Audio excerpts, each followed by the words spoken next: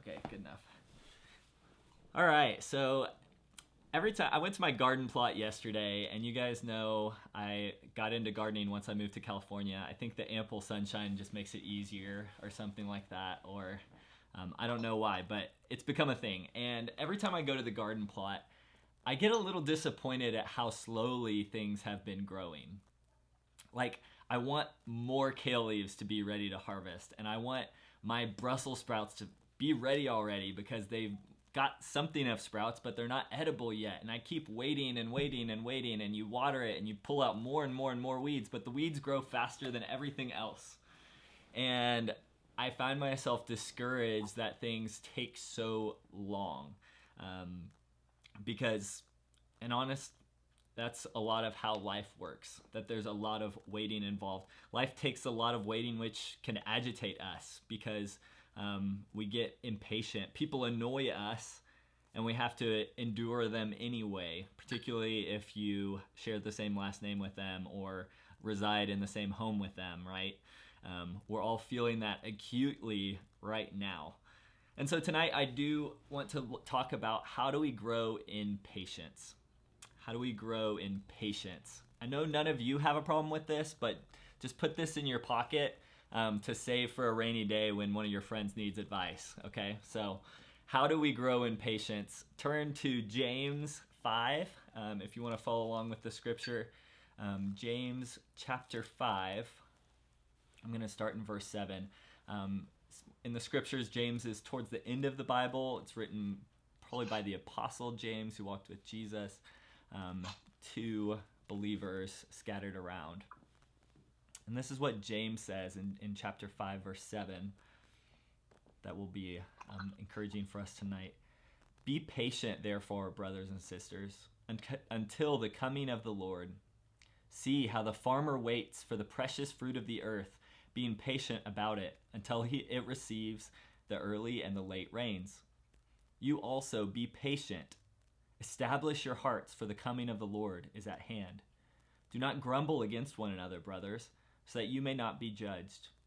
Behold, the judge is standing at the door. As an example of suffering and patience, brothers, take the prophets who spoke in the name of the Lord. Behold, we consider those blessed who remain steadfast. You have heard of the steadfastness of Job. You have seen the purpose of the Lord and how the Lord is compassionate and merciful. So as we look at patience, we'll kind of keep coming back to this text and looking a little bit through about what it can mean for us. But just a quick refresher, we're in a series on acceptable sins. Acceptable sins, not necessarily ones that are acceptable to God, because no sin is acceptable to God by nature of what sin is. It's crossing over the threshold that God has made. It's transgressing against God's rules in order for our life. So sin is never okay, but in the midst of that, we've socially made certain sins okay. And I think impatience is one of those that we allow hurry and rushness and short-temperedness to be sins that we honestly just put up with other people. Particularly in the church, we might talk to somebody about their problems with more outward sins before we would ever talk about them being irritable or impatient, even though these are things that God does command us that we need to live into as far as patience, that it is not a optional command to be patient. So how do we deal with the sin of impatience? How do we grow into patience? And again, in this series, we've looked at a few different things. Last week we were in pride, that you can't arrest people for pride. There's no prosecution for pride in our U.S. government. Similarly, it's not an impatience, but in God's economy, these are things that I think are helpful for us to feel conviction about, because that helps us to grow. And so perhaps it's helpful for us to find and root out these places of hidden sin so that we can grow in holiness and actually grow in joy by doing that. That it's actually beneficial for us to find these acceptable sins in our lives so that we can root them out, grow in them, become more pleasant to those around us, and more acceptable to God in our own righteousness. So that's what we're doing tonight. We're looking at kind of a definition of patience, impatience, the problem of impatience in our lives, in different areas of our lives, and then what patience and waiting looks like in some of these realms as well, with a couple of steps to take in that direction. So that's kind of where we're headed tonight. Should be pretty quick and painless before we get to small groups where you guys will get to digest that and really jump into the meat of what this looks like too in your own life. So the problem for us is that impatience really finds even the best of us. I tend to think I'm, pretty good person, right? If you like use a secular definition of that, but impatience finds even the best of us. And it finds opportunities when we least expect them, and it pops up by different people in our life. And so we need to address what this thing called impatience is. The dictionary definition says that impatience is an eager desire for relief or change. It's restlessness. It's intolerance of anything that thwarts, delays, or hinders. Anybody been feeling restless in the last week? Anybody feeling that they might be restless in the next month that they're on lockdown? Anybody just ever feel restless ever? Yeah, so leaning into that, this kind of flow of restlessness where we have an eager desire for relief or change, or intolerance of anything that thwarts, delays, or hinders, can be defined as the definition of impatience. An author on spiritual things calls impatience a strong sense of annoyance at the usually unintentional faults and failures of others. Let me read that one again. He says it's a strong sense of annoyance at the usually unintentional faults and failures of others. This is what impatience is. When we get so annoyed at that little sibling because they didn't mean to spill on our textbook. But now that there's milk in it, it's never going to be the same textbook that it was. And so we have that choice. Are we going to be very annoyed at them and snap and poke? Or do we have patience? Do we get annoyed at people around us? Are we irritable? You might not be defined as irritable, but there's just this sense about you that you're hard to be around because you snap at people because you're on top of your life in a sense, but you don't have a lot of grace for others. That you're short-tempered because you're impatient. And so we accept these kinds of sins in our world and in our faith that it's just, normal things. It's just hard things of life. But what if we were to actually look at that as sin and say, I need to overcome that. I need to really work on that. And so there's a few areas that this impatience comes and finds us. I think we find impatience at school. Impatience at school. It can be hard to get through a paper, right? You can get bored and want to get up and walk around. But in my experience too was just how long school took. Yeah, I did a 4-year bachelor's degree, and then I went on to get a 5.5-year seminary degree. And it just felt like I was waiting to be done. I was ready to be done. And it was hard to enjoy the moment because school felt like it was trying to get to the next season of life rather than enjoying it for what it was. And maybe there's other areas of school that you feel impatient, that you feel hurried, that you feel like you're annoyed by small things. We also find impatience at work. This is an area where you might be dealing with even more people, right? That there's coworkers or clients that come in. There's customers that yell at you across the counter. And are you able to pause and have a patient response? Or is your temper short? Do you start to react whenever you're given an opportunity for impatience?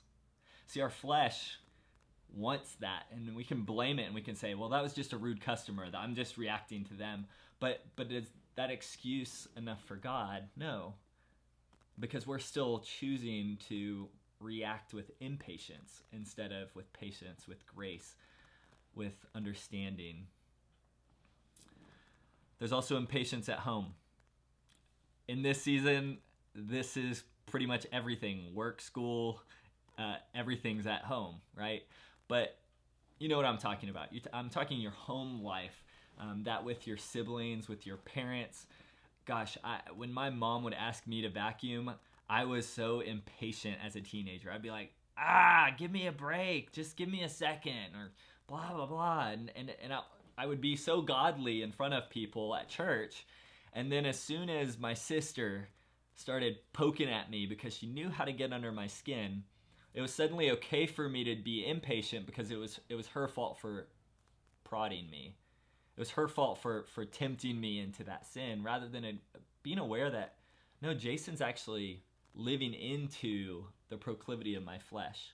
That I'm living into impatience, even though I was given an opportunity to exhibit patience, to exhibit forbearance and an ability to handle the annoyance. That just because you have an annoying sister doesn't mean you get to be an impatient person.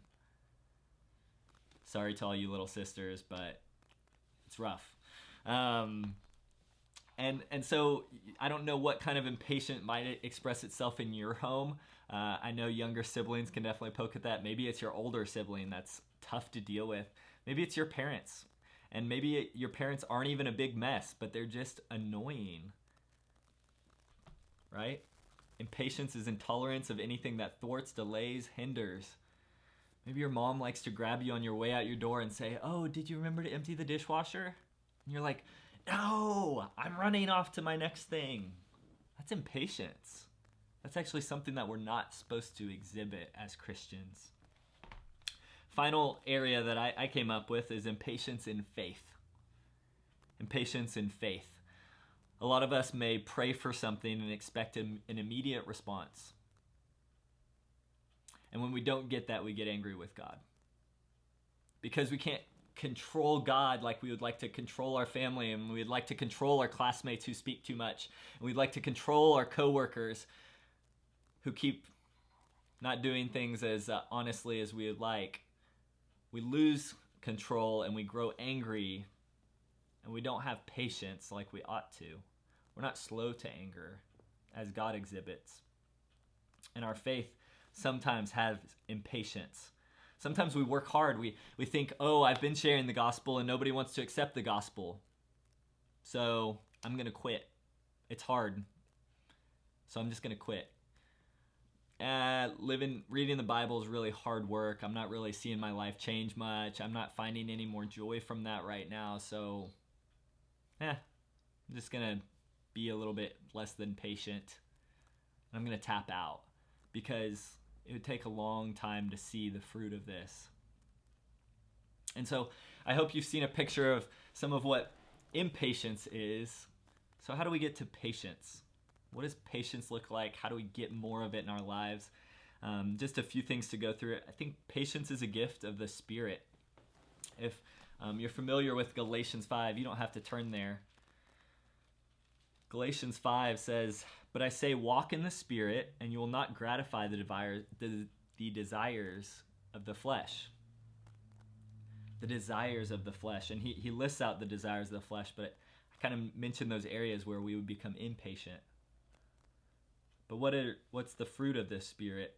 Well, the fruit of the Spirit is Galatians 5:22, love, joy, peace, patience, kindness, goodness, faithfulness, gentleness, and self-control. Notice number 4 there is patience. It's a fruit of the Spirit. It's the result of the Spirit. You hear this language of cultivation, kind of like when I started talking about needing to pull the weeds out of my garden, when I have to go and make sure my soil quality is good, when I have to water regularly when it doesn't rain. I have to make sure that the plants get what they're needing so that they'll grow. And then when they grow well, I get to harvest it, and I get to make kale chips with the kale that finally grew. I get to finally eat the Brussels sprouts that I've grown with my own hands. I get to eat the tomato harvest and make pasta sauce out of it because I've worked hard for it, but I have to wait to get there. Similarly, this fruit of the Spirit comes from walking with the Spirit. Apparently, it's the way scripturally for us to achieve patience, because it is such a hard, intangible skill to have, to be able to get patience. It's a gift of the Spirit. Patience can be defined as bearing of provocation, annoyance, misfortune, or pain. Just think of how the Spirit could help you grow in that you could deal with someone provoking you to anger. You could deal with someone annoying you. You could deal with misfortune better, or even pain, because you're a patient person, because God has given you this gift from walking in His Spirit. Another definition of patience is that it's the ability to suppress restlessness or annoyance. It's quiet, steady perseverance, even-tempered care, diligence. Man, these are things that I want to exhibit in my life. I don't want to be an impatient person. I don't want to be seen as someone who's irritable and kind of quick to anger, that's hard to please. I want to be a patient person, and I hope you do too. But patience is a gift of the Spirit. We also know that God exhibits patience. In Exodus 34, 6-7, it talks about how God is gracious and compassionate, and He's what? He's slow to anger. Our God is patient. In 1 Timothy 1:16, it says Jesus is perfect in patience, that He's compassionate in the ways that He walks with others. We know that God is loving, and this patience ties in with those things. It helps us to see others and to walk with them with more grace. Another way that we grow in patience, walking in the Spirit and looking at the model of God, is to wait on the Lord. We learn to wait on the Lord. I'm going to read this passage from Isaiah 40. We came up to this chapter when we were in our Bible study last Monday, which was really cool. But it says in Isaiah 40:30, even youths shall grow faint and weary, and young men fall exhausted. But they who wait for the Lord shall renew their strength. They shall mount up with wings like eagles. They shall run and not be weary. They shall walk and not be faint. And so even in this season, if some of your restlessness is due to the fact that you're at home, due to the fact that your job has been put on hold, due to the fact that school is just really hard to do on a screen, there's patience for you available from God. And when you wait on the Lord, He'll renew your strength. And so we choose to wait on the Lord, to put our patience even in the Lord, not just kind of an abstract patience, but actually waiting on the Lord to act on our behalf. That some of our desire for control is that we just don't trust God enough to give us the patience we need, to give us the things that we need. We become impatient because we don't trust God. So we look at the model of God for patience. We walk in the Spirit to get patience from the Spirit as the fruit of the Spirit. And we wait on the Lord to let Him renew our strength, to give Him what we need to grow in our trust. And finally, we hope in eternity. We hope in eternity to grow in patience. James tells us in chapter 5, like we just read, be patient, therefore, brothers and sisters, until the coming of the Lord. Be patient until the coming of the Lord. This is what we're doing. The whole time in the meantime of becoming a Christian is waiting on God to come back and make all things new. And when my little sister is annoying me with her antics, I can pause and remember this isn't the way it's supposed to be. I don't have to get angry with her. I'm waiting on God to make things right again and to heal things and to give us an eternity of glory. And so when we put our hope in eternity, we're allowed to let things bother us less. We're giving less power to that coworker who is so annoying to us. That classmate that always speaks up and bashes something that we think is important to us. We don't have to worry about that person. We can be patient with them and have grace for them because we've got God saying that He's going to take care of us in the end, right? So we can have hope in eternity, that God will make things new and heal us. And then we'll be able to have grace towards others, that we'll be able to have more understanding towards those around us. As we walk with the Spirit, He helps us to grow in these things. And like James says, this patience it's like a farmer waiting for the precious fruit of the earth, being patient about it until he receives the early and the late rains. You also be patient. Establish your hearts, for the coming of the Lord is at hand. Do not grumble against one another, brothers and sisters, so that you may not be judged. And so we don't want to live into this acceptable sin of impatience. We want to exhibit the fruit of the Spirit of patience. 3 quick ways that you can start off in that journey of growing in patience is to ask God to help. If God is your only help, then you need to ask him. He says that he loves to give good gifts to his children. And you as his children can ask God for patience. Patience with your siblings, patience with your parents, patience with your grandma, patience with that uncle. You can ask for patience. God likes to give that kind of gift to you. It's the fruit of walking with the Spirit. So ask God for patience. Ask him to start showing it to you in ways that are really encouraging. You can journal. I've been trying to journal a little bit more as we've been stuck at home more, because I realize I need more outlets. I don't have as many people to talk to. And so I can't let out my thoughts and my feelings and my emotions as much as normal. And so I need to be writing them down in a journal, because it helps get it off my chest. It helps me see God's perspective more clearly when I journal. And so maybe you need to pick up some journaling. Maybe you just write it on a random piece of paper and throw it away when you're done. But find a way that can really release some of the tension that's behind your impatience. And I think journaling might be a habit that could serve you well in this season, to see your impatience better and to begin to address it. And then I'd say ask trusted friends, whether that's a friend that's older than you and more mature than you in this journey, or a peer that may be even worse at it, but is honest enough that they can help you. Ask friends to help show you when you're being impatient. Hey, that was a little, just kind of short-tempered. Hey, I noticed last week you just didn't seem very patient about the way you were responding to that person on that text message. You seemed a little short with them. You seemed really bothered over that small issue. And so ask other friends to start showing you that, and invite them to confront you whenever you're living into the sin of impatience, so that you can grow in holiness, because it's a richer life. And I think we all want that. So I leave you with that. I say patience is not just putting up with abuse forever. I want to caveat that.